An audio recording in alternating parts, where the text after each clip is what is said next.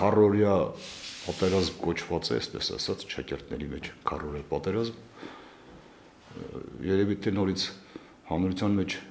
մի որոշ ուժեր են գլուխ բարձրացել, որոնք ամեն ինչին մի հատ այնց ուռճացած անուն են կպցնում, ինչ որ մեկի PR-ի համար կամ ինչ որ այնպես խնդիրներ ներքին ինչ որ կոնտեքստում նպատակներ ունենալու։ Նախ ես դա քարորիա պատերազմ չեմ անվանում, ամբողջ պատասխանությամբ եմ ասում, ինքս այնտեղ առաջին իսկ օրերից եղած լինելով իմ ընկերների, մարտական ընկերների հետ, սա ավելի շուտ երկու հակամարտող կողմերի զինուժի, զինատեսակի, հոգեբանական պատրաստության հարց ու պատասխան էր, ավելի շատ։ Հարց ու պատասխանի հետևանքները ինչպիսին կլինեն ժամանակը ցույց կտա։ Այն որ ազերիների կողմը այս հարց ու պատասխանի ընթացքում իր համար լիքը բան պարզեց, դա փաստ է։ Այն որ նաև մենք, թե հանրությունը, թե զինված ուժերը, թե իշխանությունները նաև իհարկե էլի ինչ որ բան պարզեցին իրենց համար, լիքը պարզած բաներ ունեն, որոնց ասենք պատասխանները մենք այսօր տեսնում ենք։ Մարդիկ են ձերբակալվում, բարձրպաշտոնյաներ, գեներալներ են աստիճանաբար զրկվում։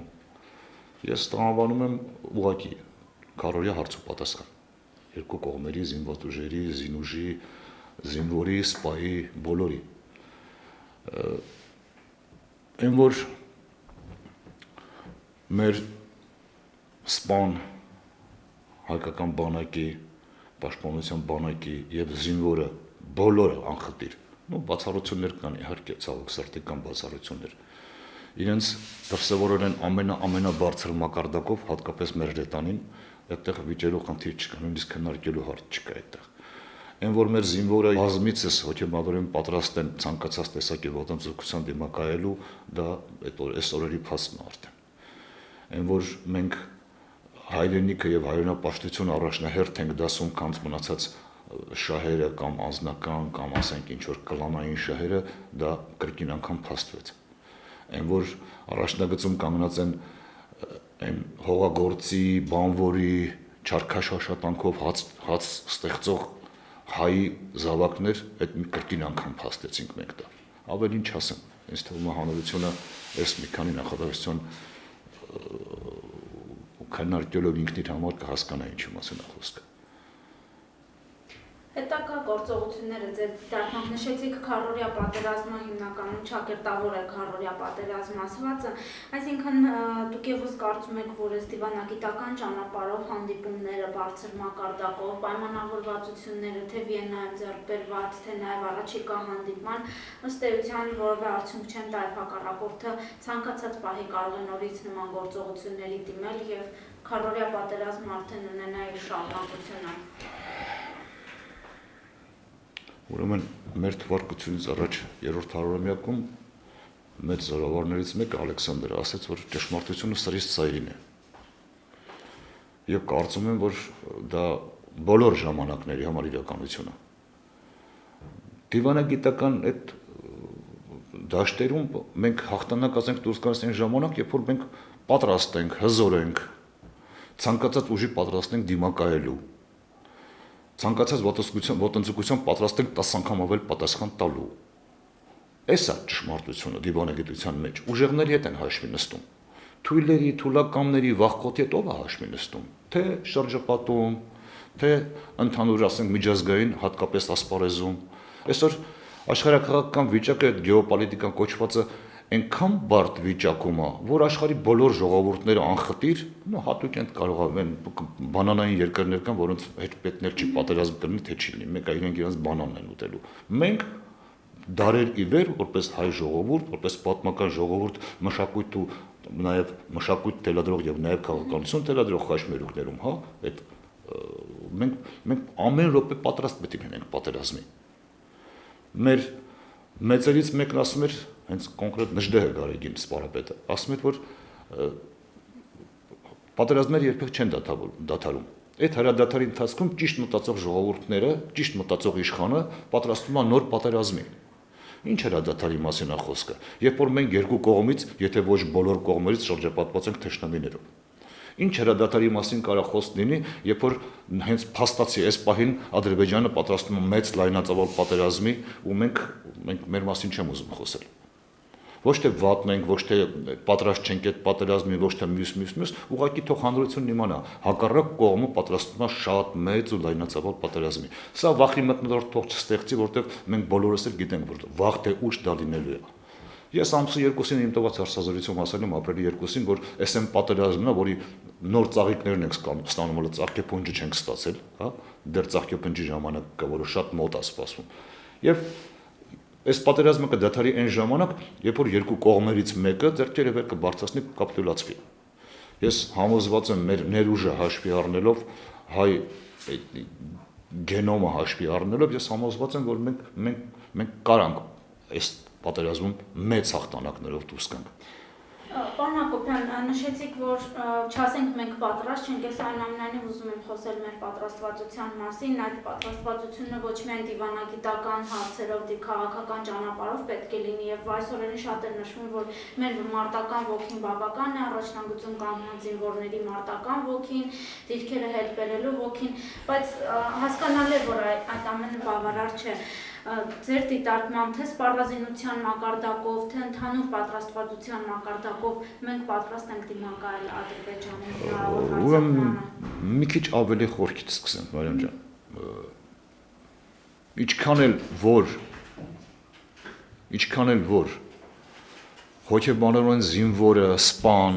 ժողովուրդը, հանրությունը պատրաստ է պատերազմի, որը փաստ է, իրականում պատրաստ է,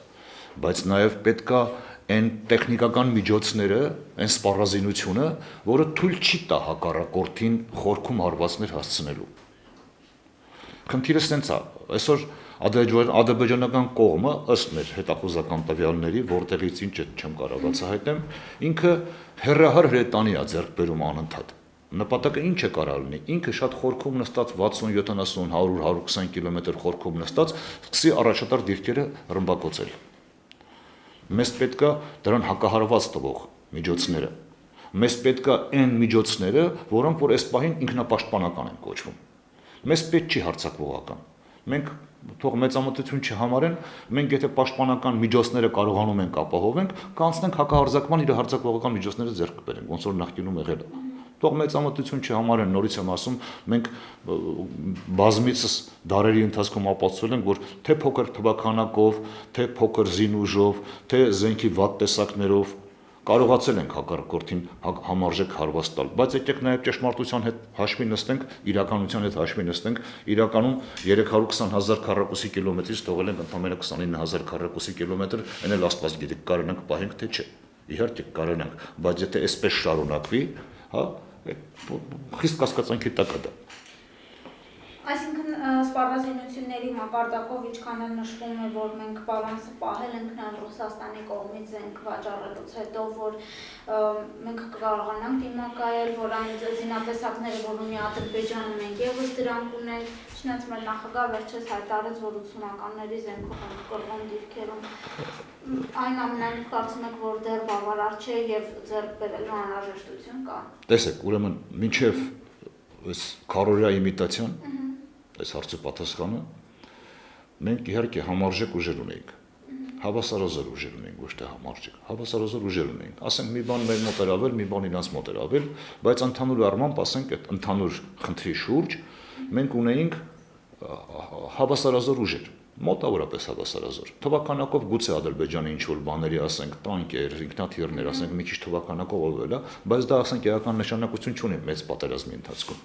Հիմա խնդիրն ինչ է, այս 4 օրվա ընթացքում Ադրբեջանը հասկացավ իրան ինչ է պետք։ Իրան պետք է հեռահար զենք, որտեղ մոտիկ պատերազմի ժամանակում ինքը միշտ պարտված է դուրս գալիս, որտեղ մեր զինվորն ավելի մանով է կռվում, ավելի ոգևորված է կռվում, ավելի նվիրված է իր հայրենիքին ու իր գաղափարներին, իր մոտ հակառակ process-ն է։ Հասկացա, որ ջան հեռահար զենքեր են պետք։ Հեռահար զենքեր, որ ասենք նորացեցի, բավականին խորքից, անխոցելի վիճակից ինքը բան հասցնի, հարվածներ հասցնի մեր ուժերին, մեր խաղաղ բնակչությանը, մեր շեներին, մեր բնակավայրերին, քաղաքներին, անուններ չտամ, փաստ է։ Մեզ հիմա պետք է, ինչին որ ինքը պատրաստվում է, ինչքան կտևի իր պատրաստվելը շատ հարցականի տակ է, մի ամիս, 2 տարի, 6 տարի, բայց կարող է շատ կարճ տևի, որտեղ ինքը մեծ թափով է պատրաստվում։ Մեզ պետք է այս պահին հակազդեղ խնդիրներ ունեն, այսինքն պատրաստվել ոչ միայն հակահարված տալու, առաջնահերթ պաշտպանությունը կազմակերպելու, ճիշտ պաշտպանություն կազմակերպել, ինժեներական առումով, սպառազինության առումով, բոլոր տեսակներով։ Եվ ես մի կարևոր բան ասեմ, մենք ցավալիորեն մի թեվավոր խոսք ունենք ասած, հա, դանակը ոսկորին հասավ։ Ես ուղղակի խնդրում եմ ու դիմում եմ հանրությանը, թե Հայաստանաբնակ, թե արտերկրում ապրող, եկեք այս անգամ չթողնենք, որ դանակը ոսկորին հասնի։ Եկեք այս անգամ հասկանանք, որ այս անգամ Աստված չանի, որ թողեցինք դանակը ոսկորին հասավ, ծակելու անցնի, ոչ մի բան առաջ չենք կարողանալու կանգնել։ Պետքա կանգնել դրա դիմաց, պետքա չթողնել այդ դանակը մոտենա։ Իսկ որ այդ դանակը արդեն ճանապարհին է մոտենում, դա փաստ է, որևէ մեկը չի կարող ժխտի։ Ցանկացած ինստանցիայում, ցանկացած մեծ կամ փոքր պաշտոնյայի մոտ ես փաստերով կապացուցեմ, որ դա իրականում այդպես է։ Եվ քանի դեռ ժամանակ ունենք, պետք է դրան ուղղակիորեն պատրաստվել։ Քարորիա ձեր նշած հարցու պատասխանից հետո զինված ուժերում եղան պաշտոնանկություններ եւ նշվում է, որ դա կարող է շարունակական լինել։ Պաշտպանության փոխնախարարն ազատվեց պաշտոնից, պատասխանատվության չենթարկվեց։ Ես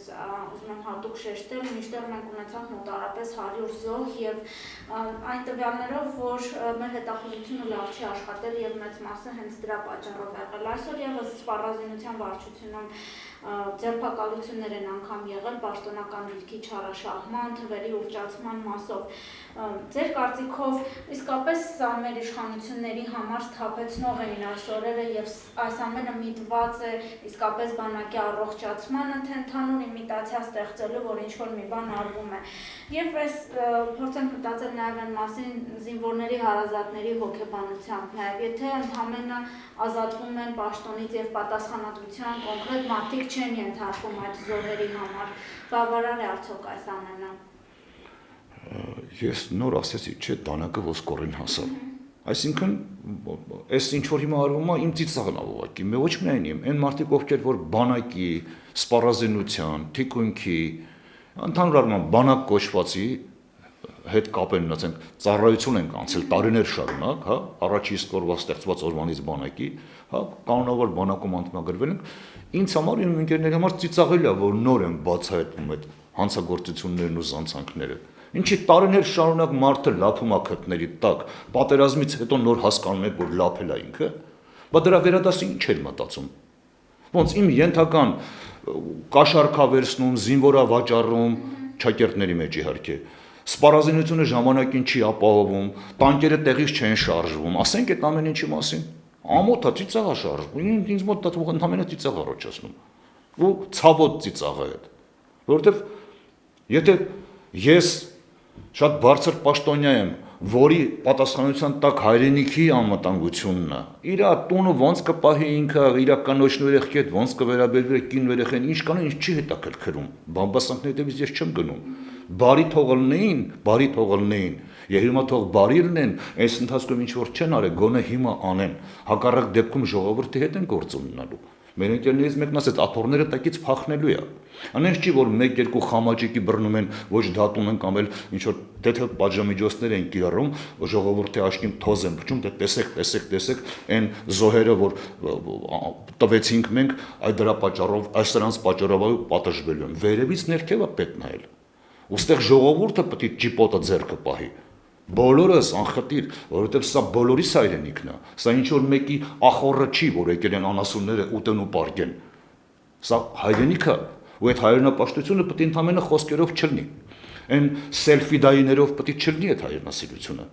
այդ հայրենասիրությունը պետք է ամեն օրվա գործով լինի, եթե ես հայրենապաշտն ու հայրենասերն եմ, իմ առօրյան պետք է դրանով ապրեմ ես, ոնց եմ շնչում, ոնց եմ, երբ որ օրգանիզմը սոված զգում, հաց եմ ուտում, հայրենապաշտությունը տենց է, պետք է ամեն վայրկյան դրա պահանջը զգաս դու, ու պետք է գործով ցույց տաս, որ դու հայրենապաշտն ես։ Այստեղ ինչ որ փափուկ բազմոցներում նստած հարցազրույցներ տալով կամ նախկին բանը պատերազմը կամ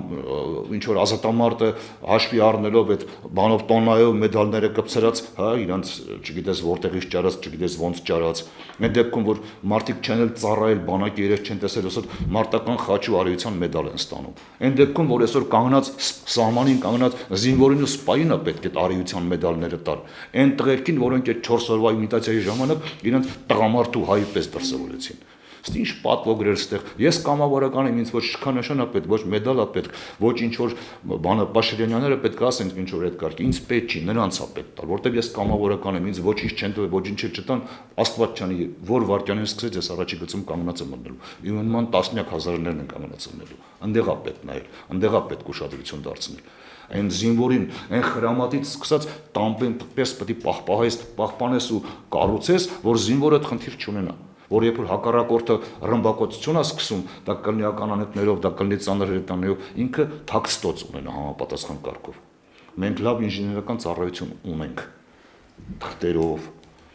այդ ամբողջ իր գույքով ու ամեն ինչով։ Ժամանակն է, որ այդ ամբողջը սահմանի առաջի գծում շփման գծում մենք աչքներովս տեսնենք։ Միայն այս պաշտոնանկությունները, ձերբակալությունները բավարար չեն, որովհետև այն հիմնական մարդիկ, ովքեր անմիջական պատասխանատվություն էին կրում նաև այդ զոհերի մասով, ընդհանրապես պաշտոնանկ արվեցին եւ ավելի ցածր դասի մարդիկ, ավելի ցածր պաշտոն զբաղեցնող մարդիկ այսօր ձերբակալվում են կաշառքի եւ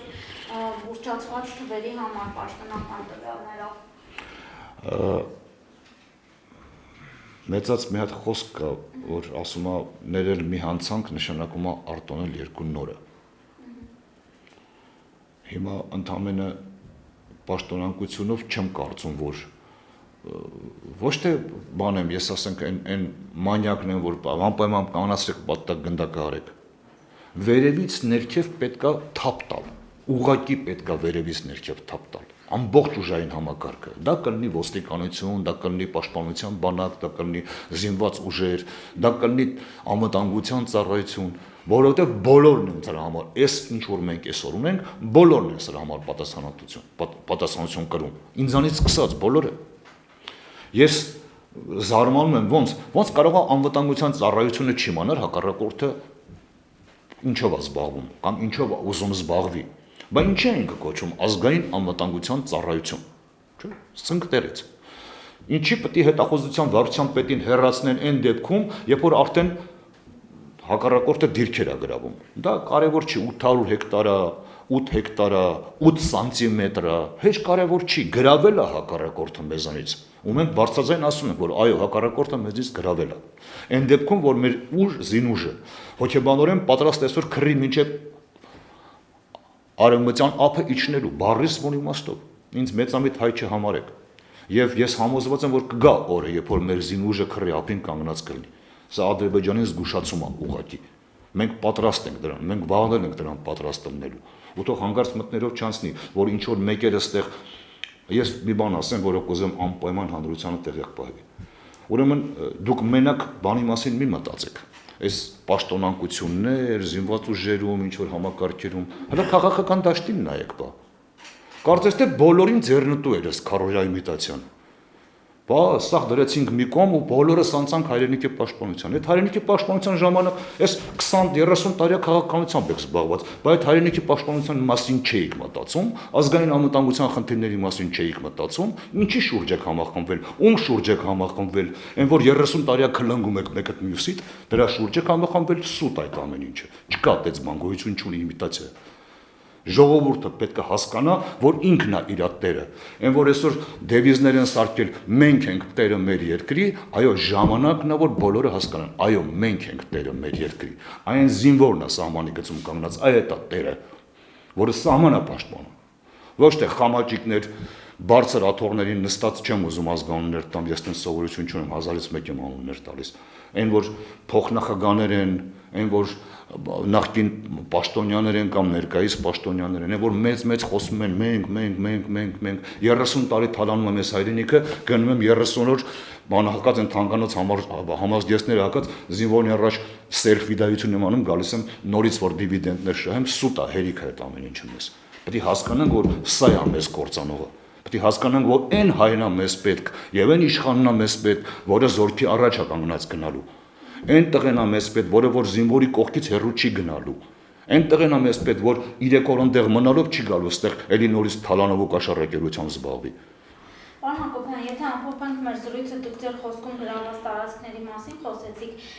պաշտոնական տվյալներով, ինչպես Սերժ Սարգսյանն է հայտարարում, մենք 800 հեկտար հողատարածք ենք կորցրել, որը նորից իր խոսքերով մեզ համար ռազմավարական եւ մարտավարական նշանակություն չունի։ Հնչում են հակառակ կարծիքներ, որ մենք պետք է գնանք եւ ռազմական ճանապարհով հետ նվաճենք այդ հողերը։ Ինչ հողեր են դրանք, պետք է արդյոք հիմա գնալ եւ հետ նվաճել, թե հարմար պահի է պետք սպասել գուցե եւ իսկապես դրանք մեզ համար նշանակություն չունեն։ Իհարկե, տեսեք սենց է, ռազմավարական առումով գուցե նշանակություն չունեին։ Մարտավարությունը դա զինվորի հոգեբանությունն է։ Մարտավարական առումով իհարկե նշանակություն ունեն։ Ես կորցրել եմ, չեմ գրավել։ Ես եմ տվել, ինքը վերցրել է ու կարողացել է վերցնել։ Մարտավարական առումով իհարկե մեծ հարված է։ Մարտավարությունը հենց հոգեբանությունն է զինվորի։ Ռազմավարական առումով այս պահին գուցե տենց կարևոր չի։ Այսինքն այն դիրքերը չի իրենց ձեռքում, որ ասենք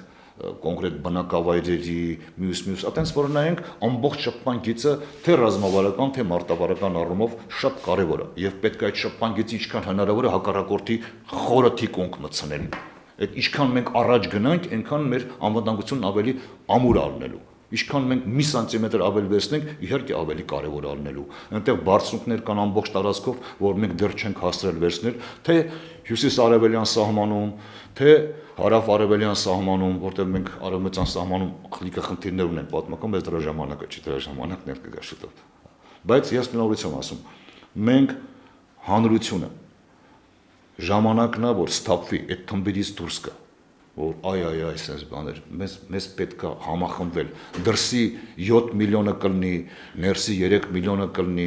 ժամանակն է, որ բոլորս հասկանանք, որ մեր հայրենիքը վտանգված է, բառից բուն իմաստով, սա ուղղակի բառեր չեն, սա սթափության կոչ է բոլորիս, ամեն վայրկյանը պետք է այսօր օգտագործել հայրենիքի պաշտպանության համար, ներսում խնդիրները դրանք քաղաքական կլինեն, դրանք ինչական կլինեն, ինձ հետ չի հետաքրքրում, ես միշտ ասել եմ, ինձ եւ իմ ընկերներին միակ ցավը, որ մեզ բերել է քաղաքական դաշտ ամացրել եւ որպես ազգային գործիչներ, միակ բանը, որ այսօր մեզ անհանգստացնում է, դա հայրենիքի անվտանգությունն է, իսկ որ մենք կարող ենք ժամանակին նաեւ առաջ գնալ այդ հայրենիքը մեծացնել շատ կարճ ժամանակում, դա էլ փաստ է, ժամանակը ցույց կտա։